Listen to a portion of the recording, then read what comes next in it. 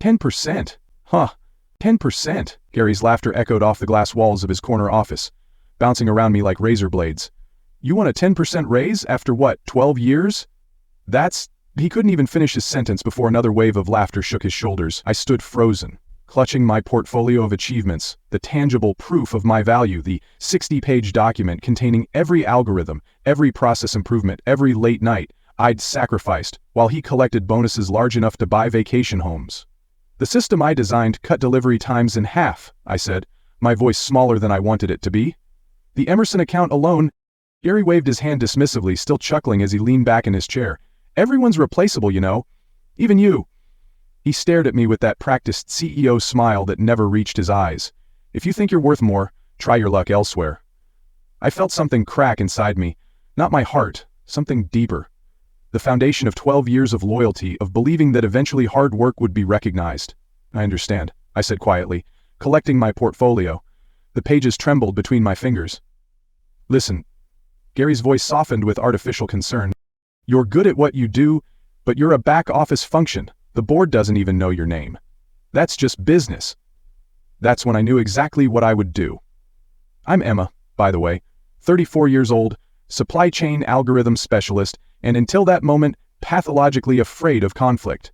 The kind of woman who apologizes when someone steps on her foot. The woman who stayed at the same company for 12 years, despite being paid 20% below market rate, because I believed in loyalty, because I thought my work would eventually speak for itself.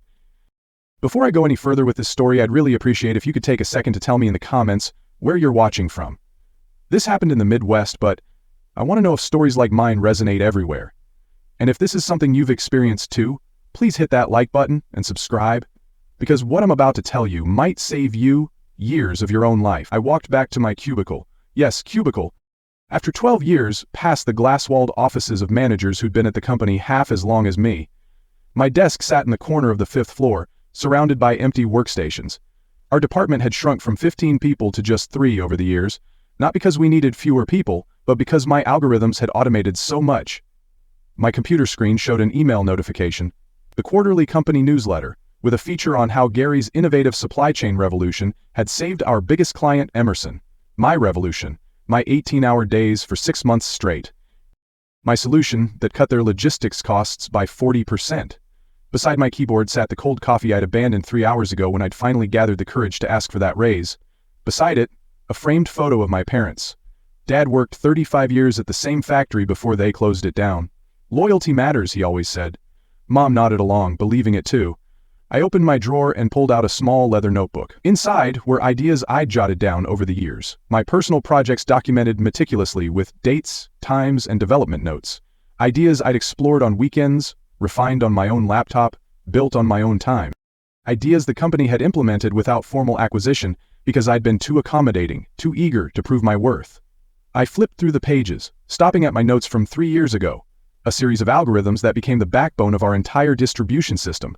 At the top of the page, my handwriting, personal project, supply chain optimization through predictive modeling, began 11x4 home system. What Gary never knew, what the company's legal department had been too careless to investigate, was that I'd never signed over the rights to these personal innovations.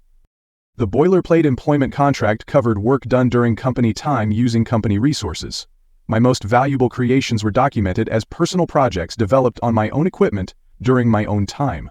I picked up my phone and scrolled to a number I'd saved but never called. Henry, the operations director at our largest competitor, had reached out multiple times over the years, his last message sent 6 months ago. The offer still stands whenever you're ready. We value innovators here. My fingers hovered over the call button. 12 years of loyalty screamed at me to stop, to be reasonable, to not burn bridges. Then I remembered Gary's laughter. I pressed call. Henry speaking, this is Emma Reed from Parker Logistics Solutions. I paused, surprised by the steadiness in my voice. I believe we should finally have that conversation. Emma, excitement rippled through his voice. I was beginning to think you'd never call. Are you free for dinner tonight? 5 hours later, I sat across from Henry at a restaurant that required reservations weeks in advance. He'd made one call. I followed your work for years, Henry said, studying me over his water glass. Or rather, I've followed the sudden leaps in Parker's capabilities that mysteriously coincided with gaps in your LinkedIn activity. Those supply chain algorithms for the Emerson account were revolutionary. I felt a tightness in my chest. How did you know that was me? Henry smiled. Because Gary doesn't have the technical background to understand even the basics of what those algorithms do, let alone create them, and because we tried to reverse engineer them and couldn't. That's when I knew we needed the mind behind them. I took a sip of water, gathering my thoughts. What exactly are you offering? Leadership position, triple your current salary, stock options, a team of your own? He leaned forward, but more importantly, recognition, your name on your work, and if I brought my personal innovations with me, theoretical systems I developed on my own time using my own resources. Something flickered in Henry's eyes. Understanding? He nodded slowly. We have a proper IP acquisition process with fair compensation. Unlike some companies, we don't expect to own our employees' personal creative output. I pulled out my leather notebook and placed it on the table. I have documentation proving these systems were personal projects. Parker implemented them, but they never formally acquired them. Henry's eyes widened slightly as he grasped the implications. That's quite an oversight on their legal team's part. Gary doesn't value back-office functions, I said, echoing the CEO's words, including legal, apparently. 2 weeks later, I placed my resignation letter on Gary's desk. He barely looked up from his computer.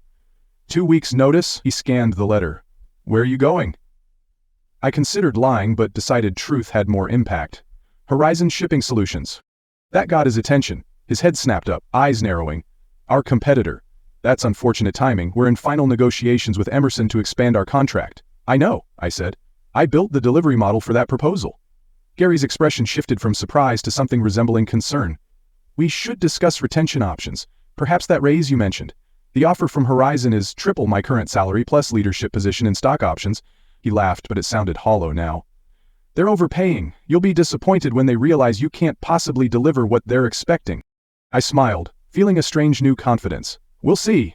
My last 2 weeks were oddly peaceful. I completed my transition documents, trained my replacement, a recent graduate who seemed both terrified and impressed by the systems he was inheriting, and backed up my personal project documentation. I also made copies of all emails where I'd shared my personal innovations with the company without formal transfer of ownership. On my final day, I met with our legal counsel, Victor, who handled my exit interview, just routine questions, he assured me, sliding a stack of papers across the desk. Standard non-compete confidentiality agreements, affirmation that you're not taking company property. I reviewed the documents carefully. I'm not signing the non-compete. Victor blinked. It's standard procedure. It wasn't in my original employment contract, and I'm not agreeing to it now. I met his gaze steadily. And regarding company property, I'm not taking anything that belongs to Parker. I am, however, taking my personal intellectual property that was never formally acquired by the company. What personal property? Victor's forehead creased. I opened my notebook, showing him my dated entries. These algorithms and systems were developed on my personal time using my personal resources. Parker implemented them but never completed any IP acquisition process. I have the documentation to prove it. Victor's expression changed as he flipped through my notebook, recognition dawning. These are the core systems we use for everything, I finished for him. Yes. He stared at me, then at the notebook. I need to make some calls. Of course, I said, closing the notebook and standing up. But my employment ends today, and my personal property leaves with me. I walked out of Parker's glass headquarters for the last time, at 5:17 p.m. on a Friday. By Monday morning, I was sitting in my new corner office at Horizon, explaining to my team of 5 algorithm specialists, my team, how we were going to revolutionize the industry. 6 weeks later, the first implementation of my systems went live at Horizon. Delivery times dropped by 30%. Operating costs fell by 25%. Our sales team approached Emerson with data showing we could outperform Parker's best metrics by a significant margin. The morning Emerson announced they were switching their contract to Horizon, my phone rang. Gary's name flashed on the screen. I let it go to voicemail. He called 3 more times before leaving a message. Emma, this is Gary. We need to talk immediately about consulting opportunities. Parker is prepared to offer a substantial compensation package. Please call me back as soon as possible. I saved the message but didn't return the call. 2 days later, Gary was waiting beside my car in the Horizon parking garage. This is inappropriate, I said, keeping my distance. You've put 300 jobs at risk, he said, his voice low and urgent. Parker is facing a crisis because of what you took. I didn't take anything that belonged to Parker, I replied calmly. I took my personal intellectual property that Parker used without proper acquisition. Nobody will believe that. It looks like corporate espionage. I have dated documentation of every personal project, every implementation, and every conversation where ownership was never transferred. Your legal team never did their job, and you never valued mine enough to care. Gary stepped closer, desperation evident in his eyes. Name your price. Whatever Horizon is paying will double it. I thought about those 12 years, about sitting in my cubicle while he took credit for my work, about the laughter when I asked for a modest raise after saving the company millions. "You once told me everyone's replaceable," I said quietly, "even me. I'm just following your business advice." The following quarter, Parker's stock fell 62%. They laid off 200 employees. The news articles described it as a catastrophic loss of technical capability and mysterious deterioration of their award-winning logistics systems. Gary resigned under pressure from the board. I watched the announcement from my office while finalizing the implementation plans for 3 new major clients who had switched from Parker to Horizon. Then came the lawsuit. Parker sued me for theft of intellectual property. Their case collapsed when my documentation proved I had developed the core algorithms as personal projects. The judge dismissed the case, noting that Parker had failed to secure proper ownership of the innovations they had implemented. The morning after the case was dismissed, I received a visitor at Horizon. Gary, looking nothing like the confident CEO who had laughed at me months earlier. "You destroyed everything," he said, standing in my office doorway. "No," I corrected him. "You did that when you decided some people were disposable. Those people who lost their jobs, they weren't just statistics. They had families, mortgages." I felt the weight of his words, the moral complexity of what had happened. "I know. That's why Horizon has hired 57 former Parker employees in the last 3 months. People who weren't responsible for your decisions shouldn't suffer for them." Gary stared at me, searching for something in my expression. "You planned all of this?" "No, I simply stopped allowing myself to be undervalued." I met his gaze directly. "You could have prevented this entire situation with a 10% raise and basic respect." He left without another word. I watched through my office window as he crossed the parking lot, shoulders hunched, former CEO of what had once been the industry leader. That evening, I received an email from Emerson's procurement director. "The implementation exceeded our expectations. Delivery times are 40% better than our previous provider. The board has approved expanding our contract with Horizon." I forwarded it to Henry with a simple note. "This is just the beginning. My name now appears on the algorithm patents. My picture hangs in the lobby alongside other Horizon executives. My team has grown to 15 people, including many former Parker employees, who now receive the recognition and compensation they deserve. Sometimes I think about those who lost their jobs at Parker and couldn't find new positions. The collateral damage of Gary's arrogance. It's the weight I carry, the knowledge that justice for one person can mean hardship for others who were simply in the wrong place. But I also think about that moment in Gary's office, when he laughed at my request for basic fairness after years of loyalty. How many others had he treated the same way? How many careers had he stunted with his belief that people were replaceable parts in his corporate machine? 6 months into my new role at Horizon, the full impact of my decision was still unfolding. Parker's stock hadn't recovered. Industry analysts were writing case studies about their catastrophic talent management failure. Meanwhile, Horizon had claimed 23% of Parker's market share. My office phone rang on a Tuesday afternoon. The receptionist's voice sounded hesitant. "There's someone here to see you." She says she worked at Parker. When I walked to the lobby, I found Margaret standing there. She'd been Parker's head of customer service for 15 years, longer than I'd been there. We'd eaten lunch together sometimes, commiserated about Gary's leadership style. Now she clutched her purse with white knuckles. "Emma," she said, her voice brittle, "I thought maybe we could talk." I brought her to my office, offered her water, coffee. She declined both. "I lost my job last week," she said without preamble, "along with my entire department, 37 people." The weight of her words settled in my chest. "Margaret, I'm so sorry. Are you?" Her eyes fixed on mine. "Everyone's saying you're the reason Parker's falling apart, that you stole something and brought it here." "I didn't steal anything." I explained my personal project documentation, the legal victory. She listened without expression. "I'm 56 years old, Emma. Who's going to hire me now?" I leaned forward. "Horizon will. We need experienced customer service leadership. I can speak to Henry today." She shook her head. "I didn't come here for a job." "Then why did you come?" Margaret looked around my office. The view, the sleek furniture, the nameplate on my door. I wanted to see if it was worth it. If whatever you got was worth what happened to the rest of us. The question lodged in my throat like a stone. Was it worth it? The recognition, the compensation, the validation measured against the collateral damage to people who'd done nothing wrong except work for the wrong company. "It wasn't supposed to happen like this," I said finally. "I just wanted what I'd earned. We all want that." Margaret stood up. "Some of us just can't take an entire company down when we don't get it." After she left, I sat motionless, staring at the wall. My phone buzzed with a text from Henry. "Quarterly numbers exceeded projections by 18%. Celebration dinner tonight." I didn't answer. Instead, I opened my laptop and created a new spreadsheet. In the first column, I listed every Parker employee I knew had lost their job. Next to each name, I researched their LinkedIn profiles, noting their experience and skills. By midnight, I had a database of 212 people. The next morning, I walked into Henry's office without knocking. "We need to talk about Parker's former employees." Henry looked up from his monitor. "What about them?" I placed my spreadsheet on his desk. "These are people who lost their jobs because of Parker's collapse. Horizon has benefited enormously from what happened. We have a responsibility." He studied the list. "We've already hired quite a few, not enough." I sat down across from him. "I want to propose a formal recruitment initiative, targeting Parker's displaced workers. And for those we can't hire directly, I want to fund placement services and training programs." Henry leaned back in his chair, studying me. "That's an expensive proposition for people who don't work for us." "It's an investment in our reputation and our future," I countered, "and it's the right thing to do." After a long moment, he nodded. "Draft the proposal. I'll take it to the board." 3 weeks later, Operation Rebound launched. Horizon committed to interviewing every qualified former Parker employee. We partnered with 3 training companies to offer skills updates for those needing transition assistance.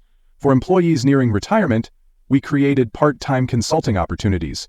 The industry took notice. Business journals wrote about Horizon's innovative approach to competitor displacement. Applications to our open positions increased by 300%.